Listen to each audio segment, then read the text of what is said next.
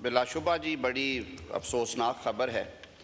اللہ تعالیٰ کی رضا، ممتاز مصطفیٰ صاحب ایک منجھے ہوئے وکیل تھے سر۔ سردار لطیف کھوسہ صاحب بیٹھے ہیں۔ 1991-2 سے میں بھی انہیں جانتا تھا، سردار صاحب کے دفتر میں ان کا آنا جانا تھا۔ پھر وہ بار پالیٹکس میں ہمارے ساتھ رہے۔ 2010 میں ہم نے انہیں vice chairman Punjab bar council elect کیا۔ 2016 میں پھر ممتاز صاحب چیئرمین ایگزیکٹو کمیٹی بنے۔ مقامی بار میں بھی رحیم یار خان ڈسٹرکٹ بار ان کی مقامی بار تھی، وہاں پہ بھی انہوں نے بڑا لمبا عرصہ وکالت بھی کی اور وکلاء کی خدمت کے مشن پہ بھی رہے اور بار پریزیڈنٹ بھی رہے۔ سیاست میں ہمارے ساتھ بھی رہے، پاکستان مسلم لیگ نون میں بھی ممتاز مصطفیٰ صاحب کچھ سال ہمارے ساتھ رہے، مجھے یاد ہے۔ بڑا ان کا ایک اپنا مقام تھا، بہت اچھے مقرر تھے ممتاز صاحب، بلکہ اگر میں کہوں کہ بڑے شعلہ بیاں مقرر تھے تو غلط نہ ہوگا۔ ان کی پریزنس جو ہے وہ محسوس ہوتی تھی اور اپنی محنت سے انہوں نے پروفیشن میں اپنا مقام بنایا اور پھر حالیہ الیکشنز میں وہ اس معزز ایوان کے رکن بنے۔ مرنجا مرنج تھے، اچھی گفتگو کرنی، پیار سے ملنا۔ ابھی پچھلے دنوں جیسے آپ نے فرمایا جناب اسپیکر، ہماری اسٹینڈنگ کمیٹی کی میٹنگ تھی، ہم کافی سارے دوست تھے، علی محمد صاحب بھی موجود تھے اس میں، ممتاز مصطفیٰ صاحب ہمارے ساتھ شریک رہے، ایک لمبا سیشن چلا۔ آپ اس طرح کے جب حادثات ہوتے ہیں تو جو پہلا احساس انسان کو ہوتا ہے وہ یہ ہے کہ موت ایک حقیقت ہے، موت اٹل ہے اور اس کا وقت جو ہے وہ مقرر ہے۔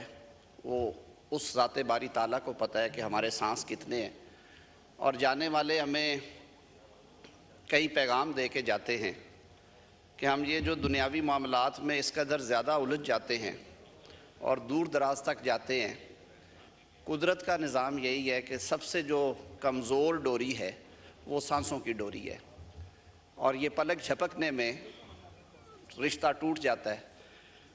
نبی کریم صلی اللہ علیہ وسلم عصر اور مغرب کے درمیان مسجد نبوی میں صحابہ کرام کو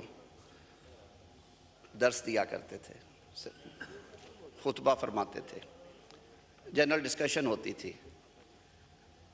تو کسی بزرگ نے سنایا کہ موت کے حوالے سے انہوں نے پوچھا کہ کتنی بڑی حقیقت ہے اور کتنی آنن فانن آتی ہے، تو حضرت عمر رضی اللہ تعالیٰ عنہ نے فرمایا کہ آقا میرا ایمان اس حد تک ہے کہ میں سمجھتا ہوں کہ میرا دایاں پاؤں رکاب میں ہو تو بایاں جانا ہے کہ نہیں، گھوڑے کی رکاب میں موت آ سکتی ہے۔ تو حضور صلی اللہ علیہ وسلم مسکرا دیے۔ حضرت عمر رضی اللہ تعالیٰ عنہ نے کہا کہ آقا میرا جواب درست نہیں ہے، آپ مسکرا دیے۔ انہوں نے کہا میں عمر تمہاری خوش فہمی پہ مسکرایا ہوں۔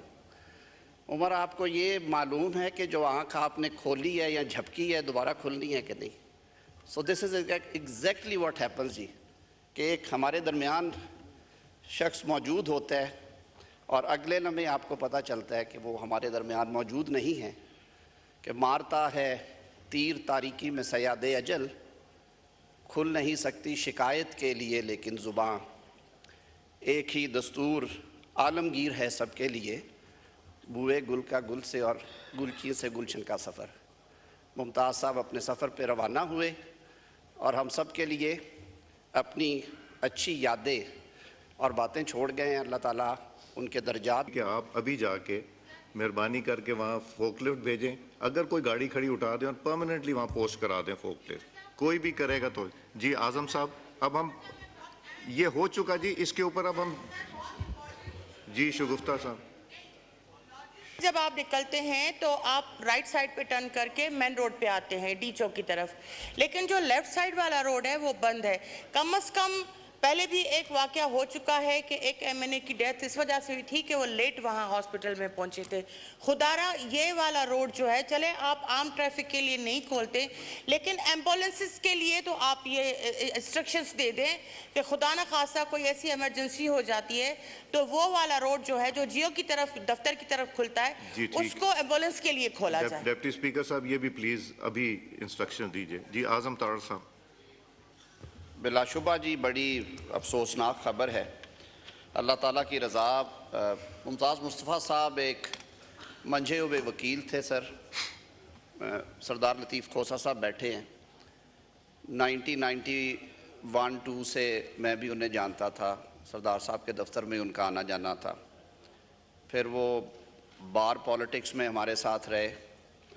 2010 میں ہم نے انہیں vice chairman Punjab bar council elect کیا۔ 2016 میں پھر ممتاز صاحب چیئرمین ایگزیکٹو کمیٹی بنے۔ مقامی بار میں بھی رحیم یار خان ڈسٹرکٹ بار ان کی مقامی بار تھی، وہاں پہ بھی انہوں نے بڑا لمبا عرصہ وکالت بھی کی اور وکلاء کی خدمت کے مشن پہ بھی رہے اور بار پریزیڈنٹ بھی رہے۔ سیاست میں ہمارے ساتھ بھی رہے، پاکستان مسلم لیگ نون میں بھی ممتاز مصطفیٰ صاحب کچھ سال ہمارے ساتھ رہے، مجھے یاد ہے۔ بڑا ان کا ایک